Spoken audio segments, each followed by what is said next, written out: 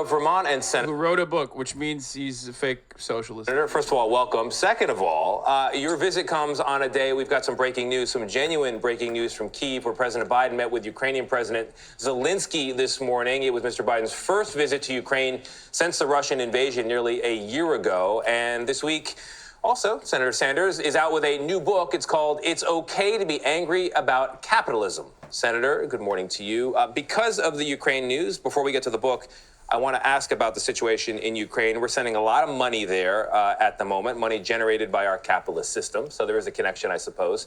What needs to happen going forward with U.S. policy toward Ukraine? Well, I'm glad the president is in Ukraine. What Putin did is outrageous. It is the worst conflict in Europe since World War II. And I think it is important for the United States, NATO, our allies, to tell Putin he's not going to be able to get away with it. And I support what the president is doing. You support what the president is doing. All right, let's talk about the book. It's Okay to Be Angry About Capitalism. Why did you think now was the time for this message? And why okay? It seems like you feel that there's a degree of resistance to the idea of any criticism of the golden goose. Look, Tony, this country faces enormous crises, and it's important that we have a serious discussion about those crises. Economically, what's going on in America? Simple reality is the people on top, the billionaire class, are doing phenomenally well. Meanwhile, the middle class continues to shrink. And in the richest country in the history of the world, today, over 60% of the American people are living paycheck to paycheck. Virtually every city in this country has a major housing crisis. We are the only major country on earth not to guarantee health care to all people as a human right. We spend twice as much per capita. Meanwhile, drug companies making billions, the insurance companies making billions, the gap between the rich and everybody else growing wider. We don't talk about those issues. Let's lay it on the table. Let's have that debate. You talk about those issues, you lay them out very well here in the book, and you say things that we had heard from you on the campaign trail many years ago. But I think what the American people struggle with is how do you change a system that appears to be broken in so many ways? Okay, well, let's put it, that's a good question. And the answer is this system is working very, very well for the people who own this network, for the billionaire class. We are involved in class warfare. People on top are doing great. So it's not hard to come up with the idea. You want health care for all? Duh. Every major country on earth is doing. I live 50 miles away from Canada. You have leukemia. You're in the hospital for a month. You know what your bill is when you get out? Zero. As a nation that's spending half what we spend per capita. So you look at taxing billionaires for an example, but what other solutions are you offering? Well, in terms of health care, look, just think for a moment. If everybody in America today said, you know what, when I'm sick, my kid is sick, I go to the doctor, I don't have to worry about the bill. All right, you know what that would mean to the health of this country? If people did not have to worry about sending their kids to college and what it would cost them. If people didn't see their housing costs. We are the richest country in the history of the world. We should be discussing is, why don't we have health care for all? Why isn't college education, at least public colleges and universities, tuition free? Why do we have a gap? Do you think, does anybody think, America, 3 people own more wealth than the bottom half of American society? Anyone think that's appropriate? Let's talk about it. What do we do about it? And you're saying that the system is working the way it's intended to work. Exactly. It's working great for the billionaire class. No doubt about it. Now, you introduced a bill last week with Senator Warren that would not only extend Social Security, but increase benefits. Right. Now, do you believe that by taxing wealthier Americans that you could get some bipartisan support on this bill? We'll see. But when we talk about the problems of America and why we're not solving them, please don't forget that this political system is corrupt as well. All right? So if you are a member of Congress, and you were put into power by some super PAC owned by a billionaire, you think the first thing you're going to do is say, I think billionaires should pay their fair share of taxes. I doubt it. So you got a corrupt Like, the way that the interviewer is interviewing him, it just feels like Is he patronizing him? Like, am I crazy?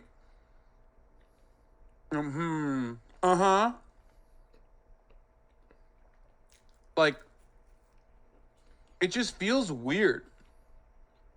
Maybe I'm just being parasocial with Bernie. Who knows? Political system. I know that sounds harsh, But if super PACs can spend unlimited sums of money to beat you, is that corrupt? I think it is. One of your proposals in here is actually to rewrite parts of the Constitution to make changes. But the guy at home right now, even the guy not doing well sitting at home, might be saying, "Yeah, but you're acknowledging that this system we have has created more wealth than any country has ever had in the history." There it is. There it is. No, man. The guy at home right now is not saying that. You're conditioning him to say that. The guy at home is watching and going, honestly,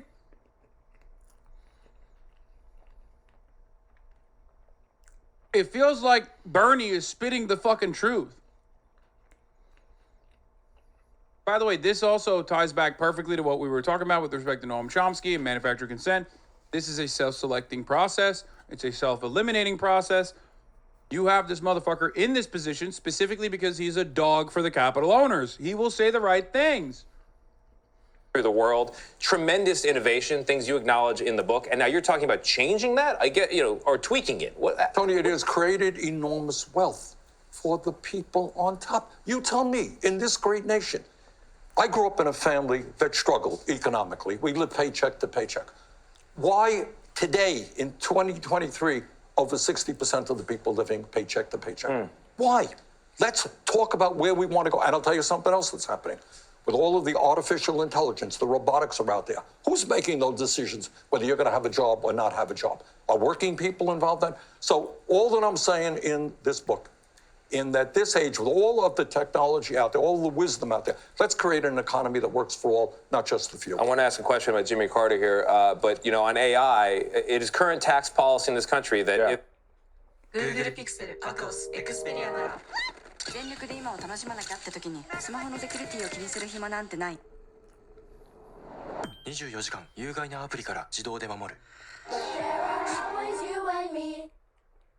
companies buy an AI system. It's a capital investment. Even if it lays off workers, they get a tax benefit. You're it's right. encouraged by the system. I imagine you would want to change that. But We would. You're saying tax robots. That's right. G- That's exactly right. yeah. Jimmy Carter. Yeah, of course. What do you mean?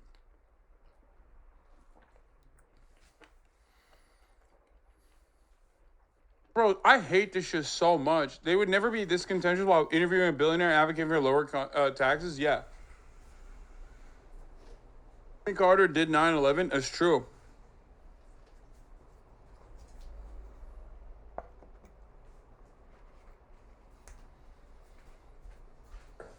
Just a core of decency and modesty.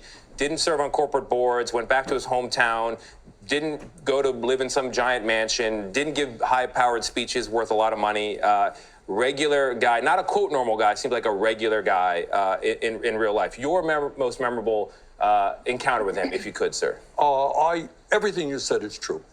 I mean, he was a good president. I think what people will remember him for is what he did after the presidency. He didn't capitalize on being president. He got on boards. Oh He my didn't make a whole God. lot of money. I think he still lives today in the home that he grew up in. All right, bro, you're fucking glazing my man up hard as fuck, okay?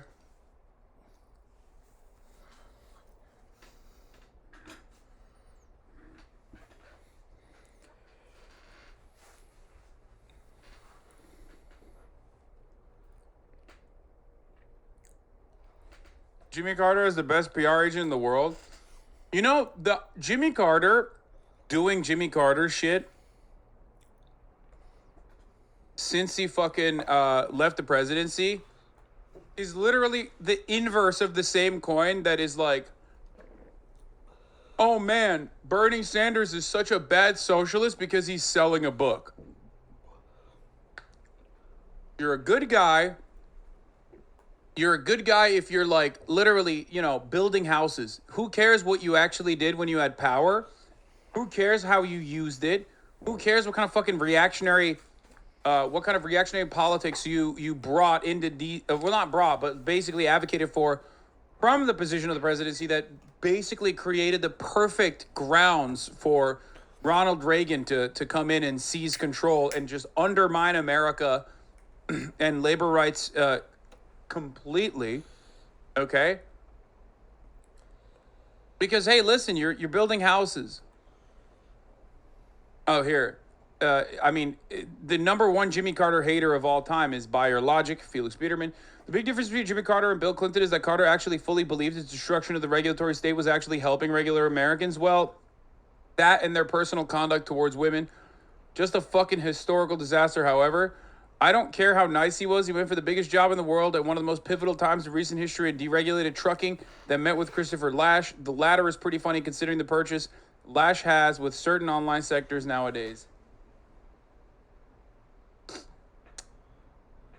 Felix Biederman is the number one hater. I'll give you one example, right, of the Carter take, right? Like, under Carter's watchful eye was the official well, not official, but like the unofficial arming of the Mujahideen and training of the Mujahideen, right? Like, that happened not under Ronald Reagan. It happened publicly under Ronald Reagan, but not so publicly under under Jimmy Carter. Like, that's where it fucking actually started. Here, Jimmy Carter is an unrepentant genocidal war criminal who, among other things, sold arms to the Indonesian dictatorship as it engaged in genocide in East Timor. Carter increased as the Indonesian atrocities were increasing. They peaked in 1978. Carter's flow of weapons to... But that's just like American foreign policy, right? Like, that's American foreign policy. That's like part of it. So Carter did 9/11. Carter had a role in the arming and radicalizing of the Mujahideen. Yes. Okay. Indonesia increased when Congress imposed human rights restrictions. By then, there was a human rights movement in Congress to block the flow of advanced weaponry to Indonesia. Carter arranged through Mondale, vice president, to get Israel to send U.S. Skyhawks to Indonesia to enable Indonesia to complete what turned out to be near genocide, killing maybe a quarter of the population or something. In the Middle East, Carter just won the Nobel Prize. His great achievement was the Camp David agreements. The Camp David agreements are presented as a diplomatic triumph for the United States. In fact, they were a diplomatic catastrophe. At Camp David, the United States and Israel accepted, finally, Egypt's 1971 offer, which they had then, U.S. had rejected at the time, except that now it was worse from the U.S.-Israeli point of view because it included the Palestinians. In order to get Israel to accept Egypt's 1971 offer, after a major war and atrocities and so on, Carter raised aid, military and other aid to Israel to more than 50% of total aid worldwide. Israel used it once in exactly the way they said they were going to do, as every sane person knew, as an opportunity to attack their northern neighbor, first in 1978, then in 1982, and to increase integration of the occupied territories. And that's for starters. We can continue.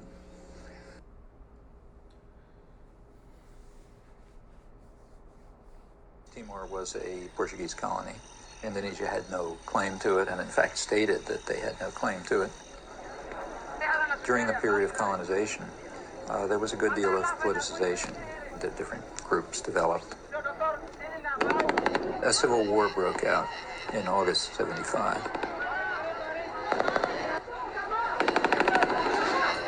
It ended up in a victory for Fredlin, which was one of the groupings, described as populist Catholic in character with some typical leftish rhetoric. Indonesia at once started intervening. Ford and Kissinger visited Jakarta, I think it was December 5th. We know that they had requested that Indonesia delay the invasion until after they left because it would be too embarrassing. And within hours, I think, after they left, the invasion took place on December 7th. This council must consider Indonesia's aggression against East Timor as the main issue of the discussion. When the Indonesians invaded, the UN reacted as it always does, calling for sanctions and condemnation and so on. Various watered-down resolutions were passed, but the U.S. was very clearly not going to allow anything to work.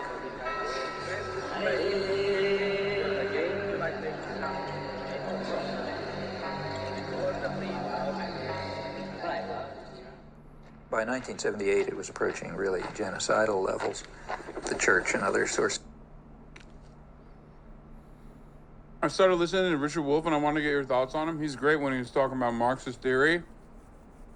Not so great when talking about contemporary U.S. domestic policies. Don't listen to any of his new shit. Where he don't listen to him on COVID vaccine, stuff like that, but he's fucking solid as far as his, as far as talking about Marx, talking about or making it as consumable and digestible as possible. This is estimated about 200,000 people killed. The U.S. backed it all the way. The U.S. provided 90% of the arms. Right after the invasion, arms shipments were stepped up.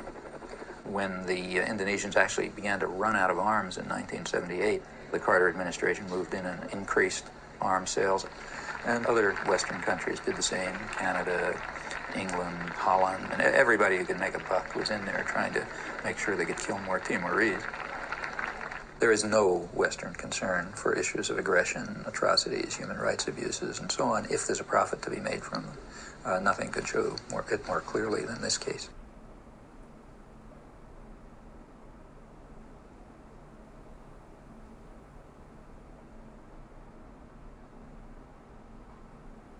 Will you be covering the UK Tavistock Clinic lawsuit? No, I don't know what the fuck it is, but what is that? I don't know what it is. I don't know. Whenever I hear shit like this, though, I'm always like, what? NHS to close the Tavistock? Oh, God, it's fucking Jesus Christ. The NHS is closing the Tavistock Child Gender Identity Clinic. It's the UK's only dedicated gender identity clinic for children and young people. God, I don't want to cover any fucking British news ever again, okay? I just don't. It's disgusting, okay? It's literally like, it's so fucking obvious what is going on in the UK, and so many dumb motherfuckers literally can't open their goddamn eyes and see the reality, okay? It's like, the more the British government implements austerity measures, the more they privatize key elements of society that are supposed to be helpful to the British people, the more they strike break, the more they refuse to fucking increase wages, the more they do that, the more they also simultaneously have to find a different scapegoat. Okay? And the scapegoat always is trans people. There's like fucking 1,000 trans people in the UK, but the entire media can't shut the fuck up about trans people. It's literally responsible for everything that's going on in society.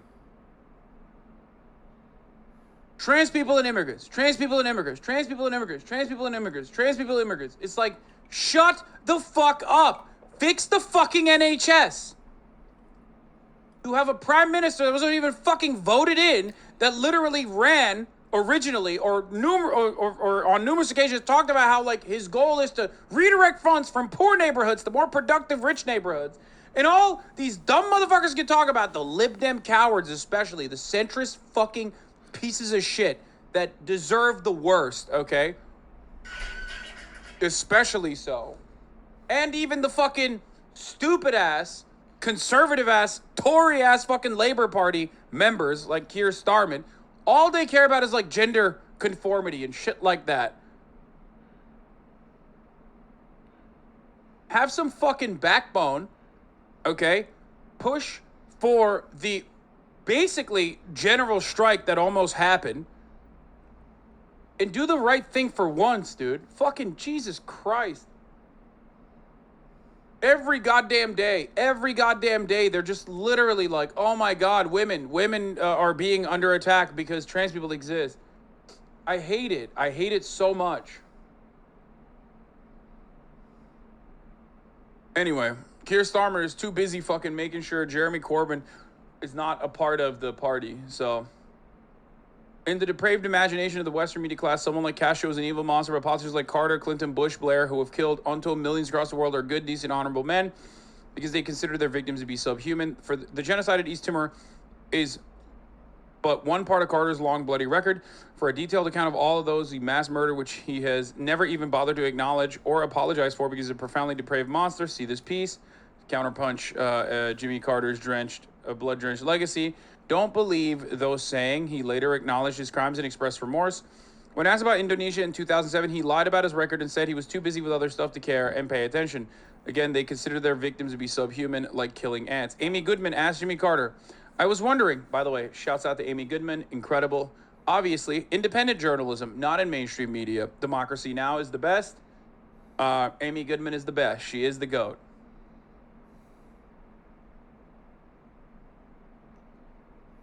By the way, there are apparently 250,000 trans people in the UK. I think it's important to get these numbers right. Wait, really? I've just made up the number. I don't fucking know. I always just say that trans people are like a tiny fraction of the population. There's 250,000 trans people in the UK? That's crazy. That's a big-ass amount, dude. What the fuck? Why don't all the trans people just eat the cis people? The TERFs, at least. I mean, actually, that's like a big group. Holy fuck. Why don't 250,000 trans people in the UK get together and just eat the TERFs? Who I 100% believe is smaller than 250,000.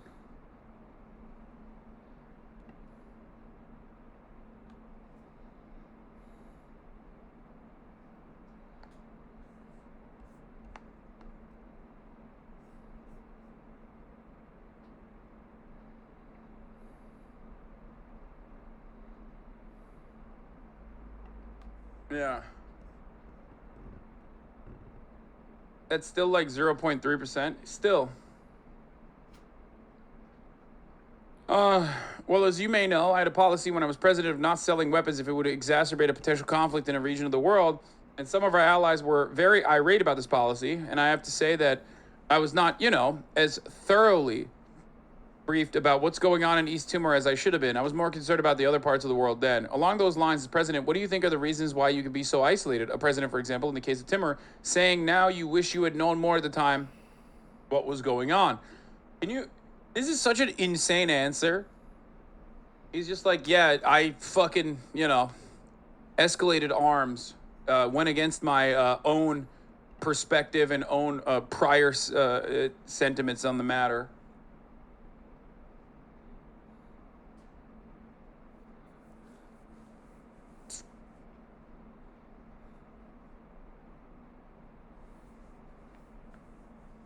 Yeah, it's too much. I couldn't be bothered.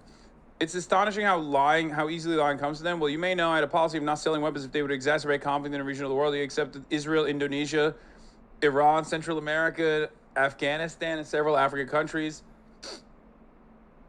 Carter literally destroyed Afghanistan. He's responsible for the countless deaths that have happened to this very day. This is true. This is a very good take here. Remember, this is something that we talk about all the time, which is that it wasn't actually Ronald Reagan that was responsible for the acceleration of civil war, the escalation of civil war in Afghanistan. It was actually Jimmy Carter's presidency.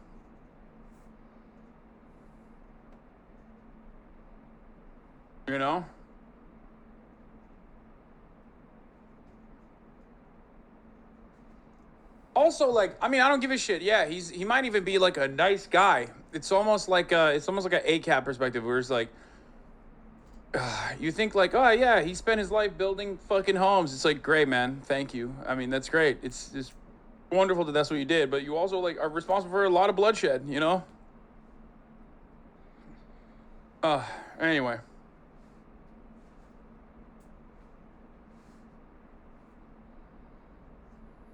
Carter is terrible in all the ways the U.S. presidents are terrible, but I will always have a soft spot for him for how he helped defend the Hugo Chavez government against coup attempts. Jimmy Carter says election process in Venezuela is the best in the world. That's why they call him a bleeding heart lib. That's enough for that's enough for, I mean, this and many other reasons, like him openly stating he doesn't want to escalate conflict anywhere around the world, despite actually doing so, is the reason why he is like one of the most hated on libtards in the eyes of the Republican Party. They fucking hate, like, before Barack Obama, the number one hated on libtard was Carter. Of course, Obama basically fucking changed the process by being black while also being the president. No, it wasn't Clinton. People did not like the Clintons, but people hated Hillary Clinton more. I would say that, I mean, I guess it is every fucking liberal president. They hated every liberal president. I'm realizing. But Clinton is more like, at the time, was more so a meme.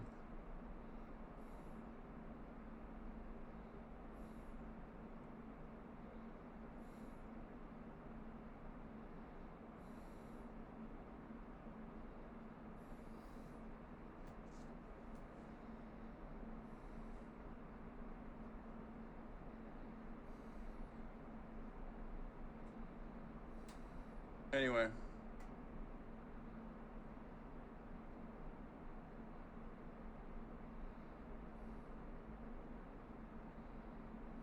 Not to excuse me, but I wonder if the president just brings with it choices that will inevitably result in the deaths, no matter what option you pick. Like, it's just part of being president. If Bernie were to become president, could he truly be a pacifist? Oh, no, of course not.